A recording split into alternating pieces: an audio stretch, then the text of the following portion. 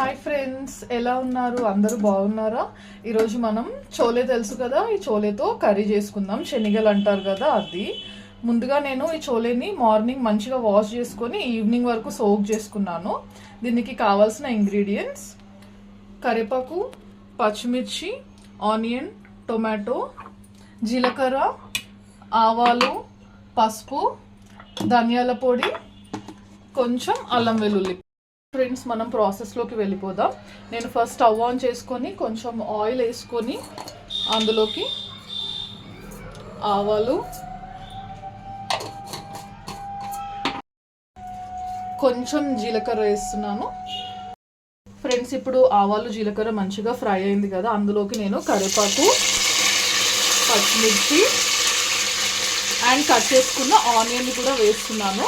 ఇప్పుడు ఆనియన్ మంచిగా ఫ్రై అవ్వాలి. సో ఫ్రెండ్స్, ఇప్పుడు ఆనియన్ మంచిగా ఫ్రై అయింది కదా, ఇందులోకి మనం పసుపు యాడ్ చేసుకుందాం. కొంచెం ఒక 2 minutes పసుపు ఫ్రై అయిన తర్వాత అల్లం వెల్లుల్లి పేస్ట్ వేస్తున్నాను.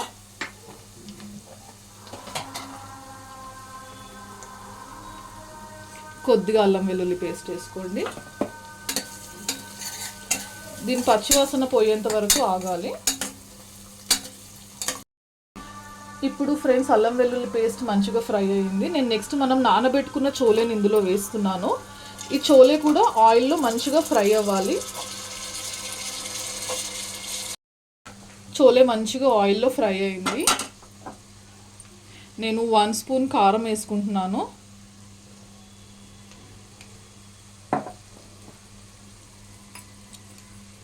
ఒక 1 స్పూన్ సాల్ట్ వేసుకుంటున్నాను. ఇది కలుపుకోవాలి.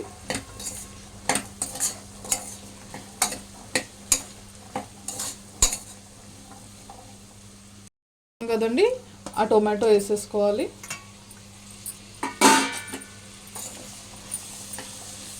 టొమాటో వేసుకొని ఒక 2 minutes ఆగాలి. ఫ్రెండ్స్, ఇప్పుడు నేను దీనికి సరిపడా వాటర్ వేసుకుంటున్నాను. ఇప్పుడు ఫ్రెండ్స్, నేను నాకు సరిపడాన్ని వాటర్ వేసుకున్నాను.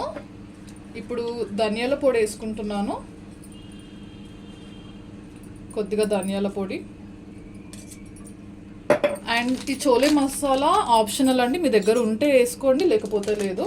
కొద్దిగా చోలే మసాలా వేసుకొని ఇప్పుడు నేను ప్రెషర్ కుక్కర్ 5 విజిల్స్ వచ్చే వరకు పెట్టుకుంటున్నాను.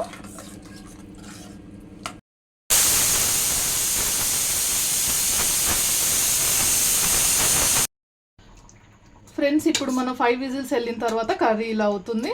నేను కర్రీని బీట్రూట్ చపాతీతో సర్వ్ చేస్తున్నాను. మీకు కావాలి అంటే చపాతీతో అయినా చేసుకోవచ్చు, లేదంటే పూరితో అయినా కానీ సర్వ్ చేసుకోవచ్చు, బాగుంటుంది. మా రెసిపీ కనుక మీకు నచ్చినట్టయితే లైక్ చేయండి, షేర్ చేయండి, ఛానల్ని మాత్రం సబ్స్క్రైబ్ చేసుకోండి.